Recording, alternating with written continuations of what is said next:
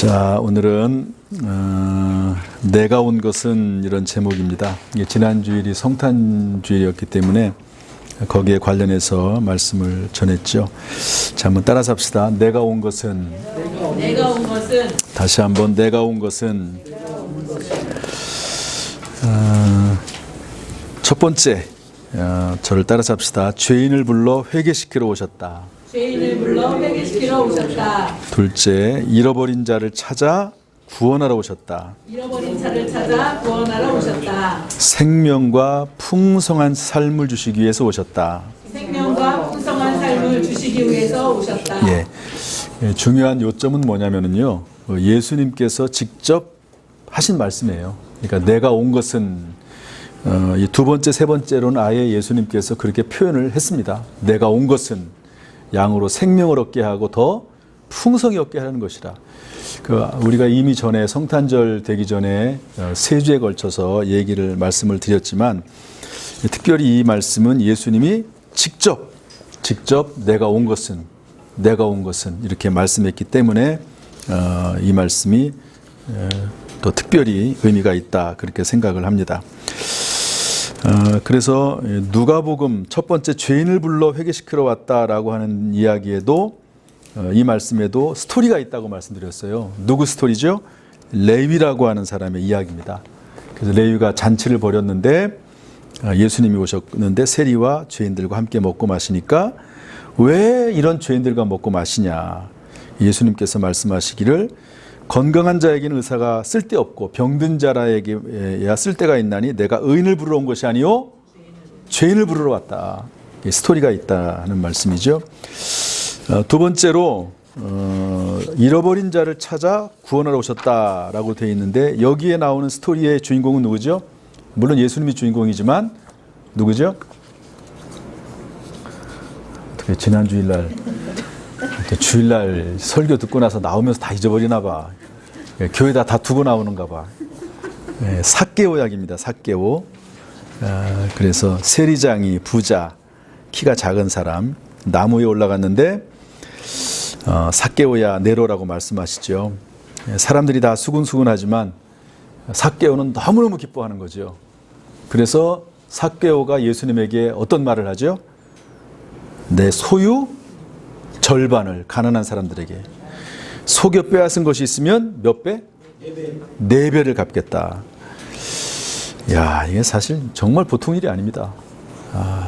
돈이 많다고 이렇게 할 수 있는 게 아니고요, 은혜를 엄청 많이 받은 거예요. 그랬더니 예수님이 오늘 구원이 이 집에 이르렀다. 내가 온 것은 잃어버린 자를 찾아 구원하려 함이다. 이렇게 예수님이 말씀하시죠. 그 다음에 요한복음 10장 10절은 스토리는 없어요. 그런데 이제 이런 이야기는 있습니다. 도둑이 오는 것은 왜 왔다고요? 죽이고 멸망시키려는 것뿐이다. 그러나 내가 온 것은 양으로 생명을 얻게 하고 더 풍성히 얻게 하려는 것이다. 이렇게 예수님이 직접 말씀을 하셨습니다. 자, 이런 내용을 가지고 이제 예수님이 이 땅에 오신 이유를 몇 가지 좀 설명해 봤는데요. 자, 첫 번째 우리 질문을 한번 다 같이 읽어보죠. 시작. 예수님께서 레위의 잔치 자리에 참석하시어 세리 죄인들과 함께 먹고 마신 이유는 무엇이죠?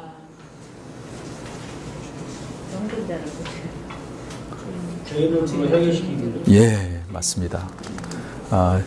대부분 1, 2번은요 단답형이에요. 여기 아주 딱 답이 나오잖아요. 바리새인들이 막 왜 죄인들하고 세리들하고 잔치에 함께 먹고 마시냐 그러니까 예수님이 아예 딱 말씀하셨잖아요. 내가 온 것은 죄인을 불러 회개시키러 왔다. 그렇게 예수님이 직접 말씀하셨어요. 그 다음에 2번 다 같이 읽어보겠습니다. 시작. 예수님께서 세리장인 삭개오의 집에 들어가셔서 유하실 때 삭개오는 은혜를 충만히 받아 자신의 소유 절반을 가난한 자에게 나누어 주며 속여 빼앗은 것이 있으면 4배로 갚겠다고 하였습니다. 그때 예수님께서는 오늘 구원이 이 집에 이르렀다고 하셨습니다. 구원이 삭개오의 집에 이르게 된 이유는 무엇이라고 생각하십니까?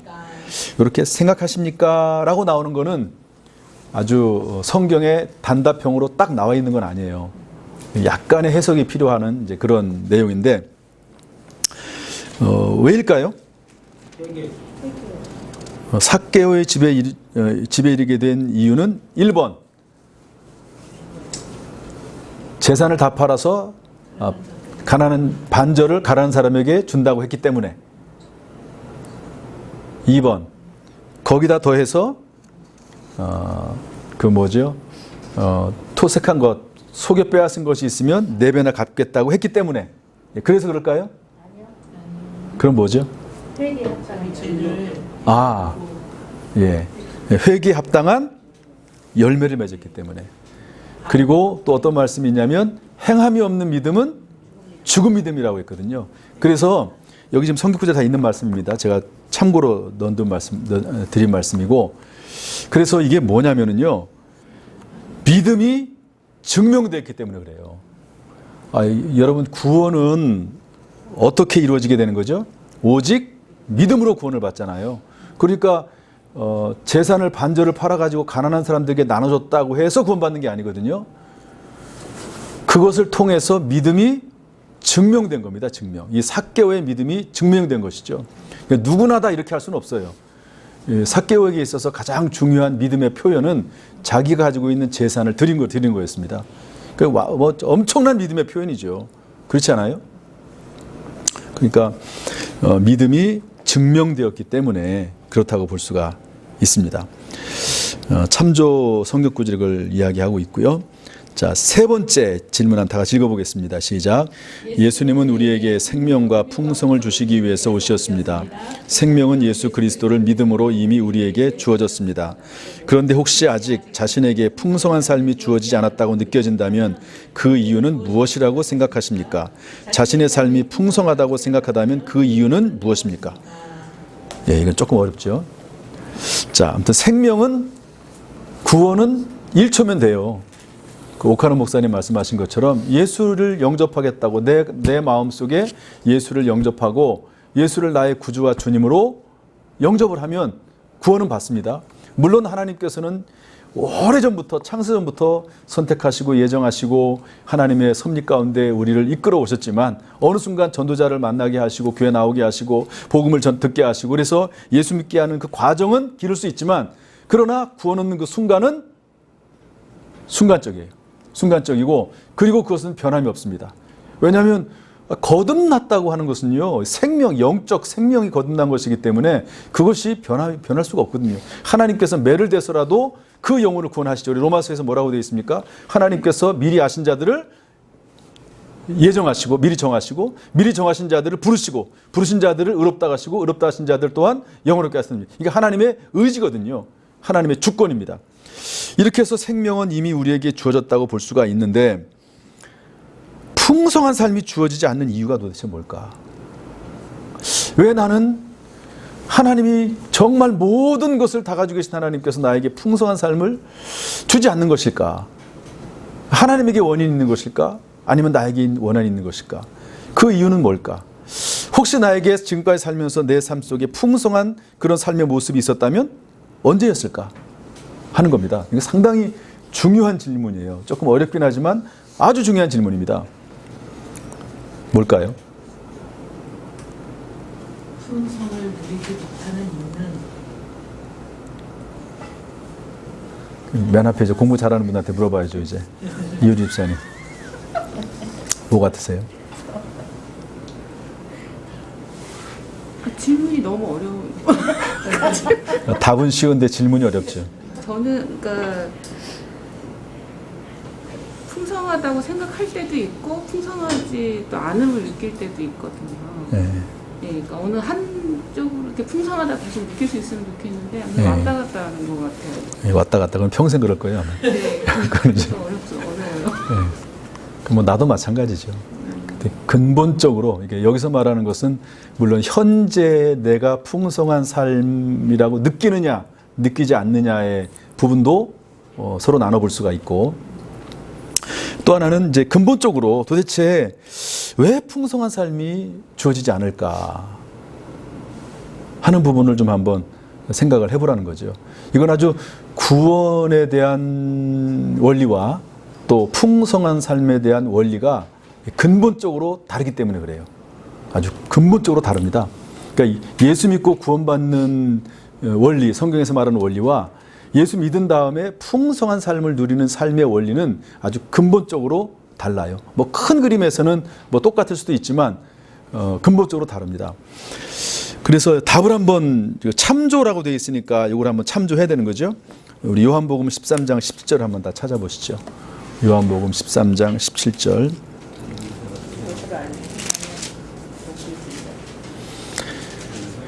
자, 우리 다 같이 한번 읽어보겠습니다. 요한복음 13장 17절 시작. 너희가 이것을 알고 행하면 복이 있으리라. 예, 너희가 이것을 알고 행하면 뭐가 있다고요? 예, 복이라고 하는 것은 풍성한 삶이죠. 물론 이제 구원도 복입니다. 근본적으로 중요한 복 중에 하나죠. 그런데 여기서 알고 행하면 복이 있으리라고 하는 것은 구원받은 이후의 삶의 풍성한 삶을 의미하는 겁니다. 풍성한 삶을. 그러면 두 가지가 요청이 되는 거예요. 풍성한 삶에 있어서는 두 가지가 요청이 됩니다. 첫 번째는 뭐죠? 알고. 두 번째는 뭐죠? 행하면. 여러분 구약 성경이나 신약 성경을 한번 다 읽어보세요. 하나님의 말씀을 너희가 듣고, 다윗이 솔로몬에게도 말하고요. 하나님께서 여호수아에게도 말씀하시고 하나님께서 모세에게도 말씀하시고 항상 하시는 말씀은 똑같아요. 이 율법의 말씀을 듣고 행하면, 좌로나 우로나 치우치지 아니하면 항상 전제 조건이 있습니다. 그래서 알고 행하는 겁니다. 모르기 때문에 행하지 못하는 경우도 있지만 알면서도 행하지 못하는 경우도 많습니다. 제가 지난번에 우리 일일 부흥회하면서 강사모 이정우 목사님이 야, 세상에 내가 로마서를 요한복음을 가지고 강해 설교를 몇 번이나 하고 그랬는데 이 말씀을 내가 이렇게 이걸 이해를 못했구나. 알고 행하면 복이 있으리라. 한번 따라서 알고 행하면 복이 있으리라. 네. 그래서 이 알고라고 하는 이 파트하고 또 하나는 행하면이라고 하는 이 파트, 두 파트가 있는데 제가 이 간극이 있다고 말씀드렸죠. 어떤 사람은 하나님 말씀을 듣는 즉시, 배우는 즉시 행동하는 사람이 있어요. 근데 어떤 사람은 하나님 말씀은 알고는 있어요. 그런데 행동으로 옮기기까지 수많은 시간이 걸리기도 합니다. 10년이 걸리기도 하고요. 죽을 때까지 알기만 했지 행하지 못하는 경우도 있습니다. 그런데 성경은 알면 복이 있으리라 이렇게 말씀하고 있잖아요. 너희가 이 하나님의 말씀을 알면 복이 있으리라. 그게 아니고 뭐죠? 알고 행하면 복이 있으리라 이렇게 되어 있거든요. 그러니까 결국에는 하나님의 말씀을 알고 듣고 행할 때 복이 있습니다. 제가 아마 각자 그런 경험들이 있을 거라고 생각을 해요. 저는 우리 자녀들이 그렇게 뛰어나지는 않지만 정말 우리 자녀들이 평탄하게 왔다고 저는 생각을 합니다. 물론 교회 안 다니는 사람도 그럴 수 있긴 하지만 근데 저는 그 근본적인 원인이 어디 있느냐. 제가 부목사 생활할 때 도남동 교회에서 성령께서 감동하실 때 건축을 했거든요. 교회가 건축을 했는데 성령께서 감동하시면서 하나님 앞에 헌금을 해라. 건축 헌금을 드려라. 얼마를 할까요? 그랬더니 얼마를 하라고 하시더라고요. 액수가 꽤 많았어요. 하나님 돈이 없습니다. 너 애들을 위해서 교육 적금 들어놓은 거 있지? 깨라. 하나님이 직접 말씀하셨나? 귀로? 그게 아니에요. 하나님께서요. 그런 마음을 주세요. 그리고 제가 교육 적금이 있다는 생각을 못하지요. 그런데 기도하는 가운데 하나님이 딱 그걸 생각나게 하세요. 그거를. 그러면 이제 그때는 뭐지요? 이제 알았어요. 하나님께서 뭘 원하는 걸 알았잖아요. 네가 헌금을 해라. 건축 헌금을 해라. 헌금이 없으니까 교육 적금을 깨라. 그리고 계속해서 사례비를 받는 중에서 헌금을 해라. 이렇게 제가 했습니다. 그런데도 불구하고 제가 그 교회를 사임할 때 그 교회 제가 4년 있었거든요. 4년 동안 했는데도 다 못했어요. 액수가 꽤 많은 거예요. 그리고 나서 그 교회를 떠나고 다른 교회 가면서 퇴직금을 받았잖아요. 퇴직금이 있습니다. 그거를 다 드렸더니 딱 맞더라고요. 그것도 제가 볼 때는 하나님이 다 예비하신 게 아닌가 생각이 들어요. 얼마나 아까워요, 사실은. 그런데 아깝다는 생각이 전혀 없죠. 예. 하나님께서 하신 마음에 감동하신 대로 하는 거니까 저는 그리고 나서 행했는데요. 지금까지 우리 아이들이 뭐 학비 때문에 걱정하는 것도 없고 걱정해 본 적 없고 그리고 우리 큰 아이는 미국에 유학까지 갔다 오고 또 대학 들어가는 거 취직하는 거 정말 뭐 하나하나가 정말 하나님의 은혜입니다. 정말 하나님의 은혜예요. 그래서 알고 행하면 복이 있으리라. 그래서 행함에 따라야 됩니다. 몰라서도 그렇지만 아무튼 하나님께서 감동하실 때 행동해야 되는 거죠. 네, 시므온 얘기했어요. 시므온. 예수님, 아기 예수님을 이제 성전에서 만났던 시므온. 성령이 충만하죠. 네가 죽기 전에는 그리스도를 보기 전에 죽지 아니하리라. 성령의 지시하심이 있었잖아요. 근데 언제 아기 예수님이 그리스도가 오실지 모르잖아요. 그냥 계속 그냥 기도하는 거예요. 그러다가 아기 예수님이 성전에 딱 왔을 때 성령께서 감동하시잖아요. 성전으로 가라. 성전으로 가라. 그러면 가야죠. 안 가면 못 만나는 거거든요. 아무리 바빠도 딴 일 하다가도 성전으로 가야 되는 겁니다. 가야 되는 거예요. 그래서 성령의 임재, 성령의 지시, 성령의 감동. 성령의 감동은 현재적인 겁니다. 성령의 지시는 미래적인 거거든요.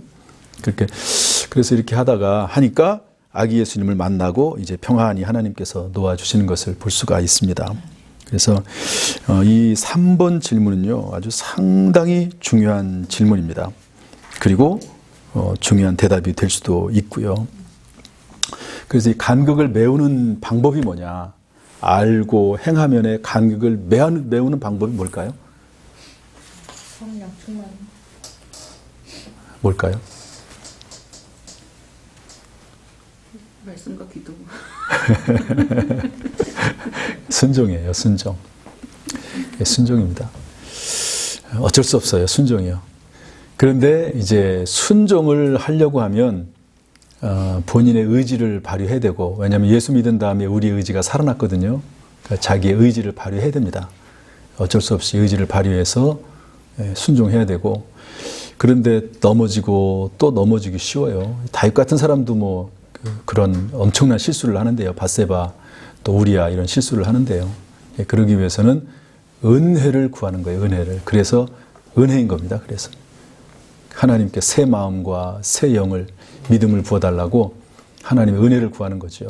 은혜를 구하는 방법은 기도밖에 없어요. 그래서 깨어서 기도하는 거죠. 은혜를 구하면서 깨어 기도하는 겁니다. 자, 이제 그런 내용이고요. 3번은 아주 중요한 내용입니다. 4번. 자, 이번 주가 2022년도의 마지막 주간이고 마지막 구역 예배입니다. 우리 실시간을 듣는 분들도 잘 들으세요. 마지막 주간입니다. 2022년 한 해를 마감하면서 예수님께 대한 신앙 고백을 오늘 말씀에 근거하여 함께 외쳐보시기를 바랍니다. 이렇게 되어 있는데요. 신앙 고백을 한번 외쳐보라고 되어 있는데 한번 외쳐보세요. 한번 김옥자 원사 한번 외쳐보시죠. 예수님에 대한 신앙 고백. 예수님은 누구십니다. 이렇게 한번 외쳐보는 거예요. 예수님은 뭐 돌아가면서도 할 수 있겠죠. 김기용 장로님 한번 해보시죠. 예수님은 누구십니다. 이렇게 한번. 뭐 예를 들어서 베드로는 뭐라고 이야기를 했죠? 주는 그리스도시요 살아계신 하나님의 아들이십니다. 도마는 뭐라고 얘기했죠? 나의 주, 나의 하나님. 이렇게 외쳤거든요.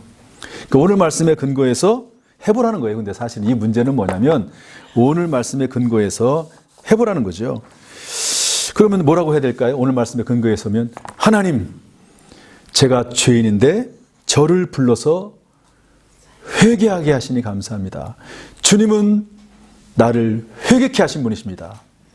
이렇게 외칠 수 있겠죠. 고백할 수 있겠죠. 그 다음 잃어버린 자를 찾아 구원하러 오셨다 그랬으니까 주님은 잃어버린 나를 찾아 구원시켜 주셨습니다. 하나님이 나를 찾아오셨고요. 하나님이 예수 그리스도께서 나를 구원하셨습니다. 이렇게 고백할 수 있을 것입니다. 그 다음에 세 번째 가지고는 예수님은 저의 생명이십니다. 예수님은 나의 풍성한 삶의 근원이십니다. 이렇게 고백할 수 있겠죠. 이 내용을 가지고 하라는 거죠. 이 내용을 가지고. 그 내용을 가지고. 그러니까 처음에는 그냥 구역 식구들에게 한번 시켜보세요. 예수님에 대한 고백을 한번 하도록 시켜보시고, 그 다음에는 이제 취지가 본문에서 있는 거니까 이 취지에 근거해서 이제 외칠 수 있는 거죠. 그렇게 한번 해보면서 2022년 마지막 구역 예배를 이제 마감하는 겁니다. 예수님에 대한 신앙 고백으로 마감을 하자. 이제 그런 내용입니다. 아셨죠? 네. 우리 동영상 보시는 분도 아셨죠? 내가 이걸 왜 하냐면요. 요즘 그 수요 특강 하잖아요. 이제 다음 주에 나오게 되는데, 온라인 에듀케이션이라는 말이 나와요. 온라인. 이제 시대는 그 예배는 나와야 됩니다. 저는 그렇게 생각을 해요. 제가 그래서 어찌됐든지 간에 예배는 나오도록 하려고 그래요. 예배는 집에서 드리는 것은 어쩔 수 없이 불가피하게 몸이 아프다든지 또 특별한 상황이 됐을 때 집에서 실시간으로 할 수 있다고 저는 생각을 해요. 그러나 예배는 나와야 된다고 봅니다. 예배는 나와야 돼요. 그래서 저는 그것을 계속 강조할 것이고, 그리고 그게 성경적이라고 저는 봅니다. 그런데 교육은 이렇게 할 수 있다고 저는 생각을 해요. 그렇다고 다음 주부터 안 나오면 안 돼요. 나 혼자 허공에다 할 수는 없잖아요. 무언가 또 반응을 보이셔야 되니까. 그러면 안 돼요. 제가 이제 온라인, 그렇구나. 온라인이라는 게 뭐죠? 오프라인. 이거 이제 현장에서 이렇게 함께 공부하는 오프라인이잖아요. 온라인은 뭐죠? 이렇게 이제, 그 동영상을 통해서 또 이렇게, 화면을 통해서 교육할 수 있거든요. 이게 코로나를 겪으면서 그게 자연스러워졌어요. 너무너무 자연스러워졌어요. 학교에서도 지금 아이들은 화면을 통해서 교육하는 거면 전혀 거부감이 없거든요. 오히려 그래도 편하고 생각을 하고요. 심지어 이번에 코로나 겪으면서 재택근무. 이 재택근무 2024년부터 회사에 자꾸 나오라고 그러는 거예요. 재택근무 하지 말고 출근해라. 막 싫어하는 거예요, 전부 다. 재택근무하면은 얼마나 편합니까? 옷도 편하지, 시간도 절약이 되지, 거리가 멀어도 되지, 얼마나 좋아요, 얼마나. 그래서 어떤 면에서 좀 더 효율성도 있을 수 있거든요. 재택근무가. 그런데 이제 회사에서는 자꾸 나오라고 그러니까 싫은 거예요, 싫어. 그리고 이제 화상으로 막 회의도 하고. 그러니까 요즘 우리 교육자들도요. 일주일에 우리가 한 두세 번씩 회의를 하거든요. 그런데 그 중간에도 카톡을 가지고 계속 서로 주고받고 하거든요. 카톡을. 어떤 지시할 거 있으면 지시하고, 또 저한테 물어볼 거 있으면 물어보고. 그게 너무 일상화돼 버린 거예요. 일상화된 거예요. 전부 다 이제 디지털이거든요. 디지털. 그래서 이제 그런 시대가 됐어요. 그리고 지금 내가 오늘 설교 시간, 특강 시간에 얘기한 그런 메타버스라든지 이런 것들은요, 엄청나게 지금 발달했습니다. 상상을 초월할 정도로 발전해가지고, 지금 이 지구가 어떻게 될까? 이런 세계가 계속 이어질까? 주님이 다시 오실 때가 된 거 아닌가? 이 정도까지요, 많이 발전했습니다. 상상할 수 없을 정도로. 자, 그래서 이제 온라인 교육을, 이거는 괜찮겠다 하는 생각이 들어서 하는 거지만, 그러나 구역 모임을 또 대체할 수는 없습니다. 아무리 그래도 구역 모임, 직접 얼굴을 맞대고 서로 손잡고 체온을 느끼면서 기도해주고 삶을 나누는 이 구역 모임을 대체할 수는 없어요. 참 중요한 겁니다. 왜냐하면 이 메타버스 가상현실 세계는요, 외롭습니다. 외로워요. 결국에는 체온을 느끼는 장소나 공간이나 사람을 찾게 되어 있습니다. 그런데 교회는 그 부분에 있어서 엄청난 장점을 가지고 있어요. 그게 뭐냐? 구역입니다. 함께 섬길 수 있는 봉사입니다. 예배입니다. 예배.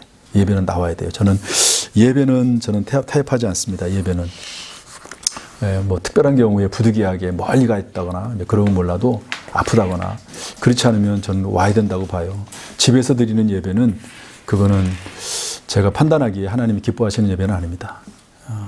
그 예배는요. 물론 그 안에서도 은혜를 받을 수 있긴 하겠지만 하나님의 전에 나와서, 심지어 구약 성경에 보면 저 멀리 수십 킬로, 수백 킬로 떨어진 곳에서도 찾아오라고 하거든요. 성전에 와서 하나님 앞에 예배드리고 제물을 드리고 그렇게 하라고 하거든요. 그런 관점으로 봐야 된다고 됩니다. 그런 면에서 제가 이 구역 인도자 모임을 열어놓은 거지, 모든 면에서 다 이렇게 하겠다, 그런 의미는 아니에요. 예배는 이런 예배는 교육이 아니거든요. 하나님 앞에 찾아와서 경배하고 최고의 가치를 올려드리는 건데 그게 어떻게 온라인으로 온전하게 되겠습니까? 그런 마음입니다. 자, 뭐 질문 없으시죠? 네. 기도하겠습니다.